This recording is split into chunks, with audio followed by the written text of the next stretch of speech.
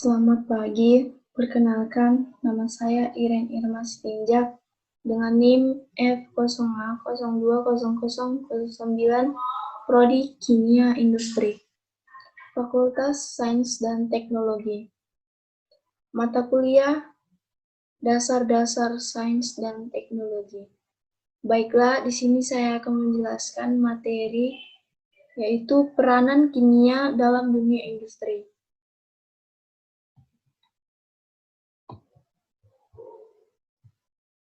Kemajuan sains dan teknologi mempengaruhi perkembangan kimia analis. Dengan alat-alat analis yang canggih, maka pekerjaan-pekerjaan analis kimia dapat dilakukan dengan cepat, tepat, dan memerlukan sedikit cuplikan. Di laboratorium industri-industri besar, pekerjaan-pekerjaan analis kimia dilakukan oleh robot yang bekerja secara otomatis, tanpa istirahat dan dapat mengerjakan pekerjaan yang dianggap berbahaya oleh manusia. Pekerjaan akan lebih banyak beruntung daripada membayar tenaga. Berbeda untuk perusahaan-perusahaan kecil yang masih banyak mengandalkan tenaga manusia, sehingga harus benar-benar selektif di dalam merekrut tenaga ahli, dalam hal ini tenaga analisnya. Seiring dengan kemajuan sains dan teknologi, maka peran seorang analis harus benar-benar ditingkatkan dengan didukung oleh maraknya pengembangan penelitian-penelitian di bidang analis. Dalam industri farmasi, peran seorang analis harus benar-benar profesional.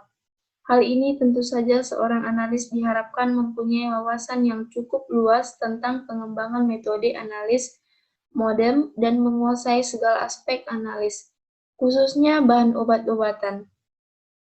Seorang analis tidak hanya harus mengetahui jangkauan dan pemakaian analis, tetapi yang paling penting, dia harus sadar pembatas-pembatas pengukuran dalam analis. Peran kimia analis. Dalam kimia analis modem, aspek-aspeknya meliputi identifikasi suatu zat, elusidasi struktur, dan analis kuantitatif komposisinya. Kimia analis adalah suatu cabang ilmu pengetahuan di mana banyak tenaga-tenaga di bidang penelitian telah turut berperan dalam pengembangannya. Misalkan metode kromatografi telah ditemukan oleh seorang ahli biokimia, sedangkan metode resonansi magnetik inti atau nuklir magnet, resonansi atau NMR, dan spektroskopi massa telah dikembangkan pertama kali oleh ahli fisika Kopar SM 1990. Metode analis yang dilaksanakan puluhan tahun silam didominasi oleh metode analis klasik. Dengan penemuan metode analis modern yang terutama meliputi instrumen, maka metode klasik tersebut mulai ditinggalkan. Meskipun demikian, tidaklah berarti bahwa metode klasik ini terhapuskan begitu saja dengan pengembangan metode analis modern, karena metode-metode modern ini mempunyai jangkauan terbatas. Misalkan saja metode modern tidak dapat digunakan bila zat yang dianalis terdapat dalam konsentrasi yang sangat besar, dan di pihak lain model analis klasik masih diperlukan untuk menstandarisasi modem-modem. Suatu tren yang salah jika beranggapan bahwa metode-metode analis instrumental hanya memberikan arti pada masalah peralatannya. Karena metode analis klasik pun menggunakan peralatan seperti buret, pipet, atau neraca.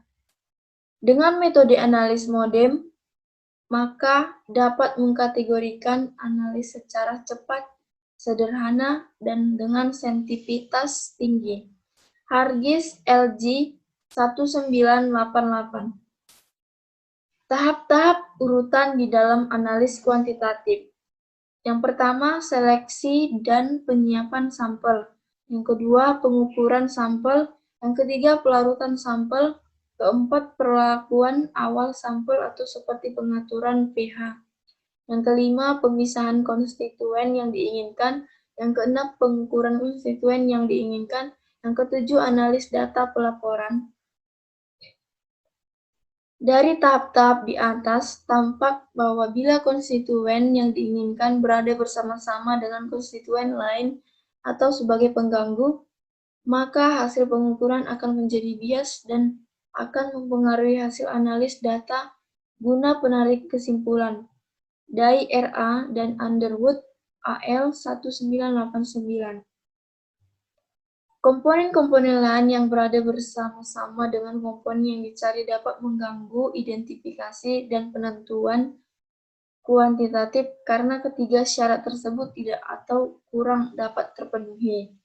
Jadi, tujuan pemisahan dalam analis kimia adalah memisahkan komponen yang dicari dari komponen-komponen lain yang dapat mengganggu identifikasi dan penentuan kuantitatifnya. Pemisahan dapat dilakukan dengan berbagai cara yang dapat diklasifikasikan atas dasar sifat fisik atau sifat kimia, tipe proses, dan tipe fase. Miller J.M. 1975, Hargis L.G. 1988.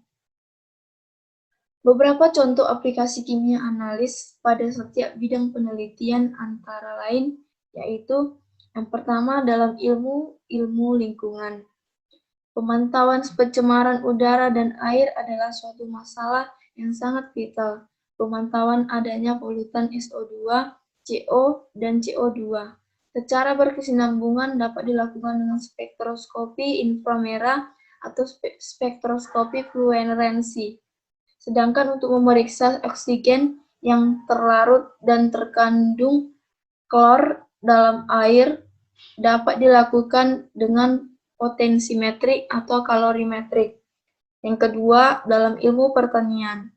Analis pestisida atau insektisida dalam tumbuh-tumbuhan hasil panen dapat dilakukan secara kromatografi gas atau gas kromatografi GC atau kromatografi cair kinerja tinggi atau High Performance Liquid Chromatography HFLC.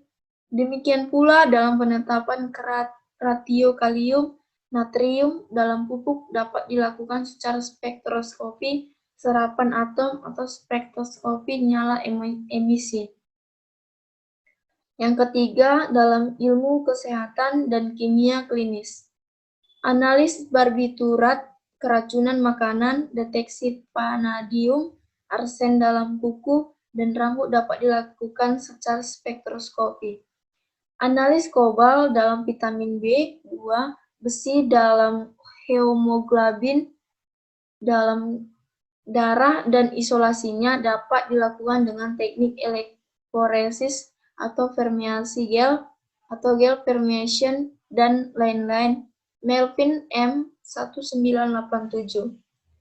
Dalam bidang elektronik, analis yang keempat, dalam bidang elektronik, analis unsur-unsur runut atau treatment seperti germanium dalam semikonduktor dan transistor, penentuan selenium, kalsium dalam sel-sel foto dilakukan secara spektroskopi emisi atau analis aktivasi neutron. Woolf R.G., Woolf R.J.C., Olsina R.A., dan Martinez L.T. 2001. Yang kelima, dalam bidang oceanografi, geologi, dan ilmu-ilmu astronomi, kimia analisis digunakan secara luas. Analis kimia air laut, analis batu-batuan untuk mengetahui kuantitas mangan dan aluminium, atau analis secara cepat untuk unsur-unsur dari sampel batuan bulan dapat dilakukan dengan cara spektroskopi. Demikianlah presentasi yang dapat saya sampaikan. Sekian dan terima kasih.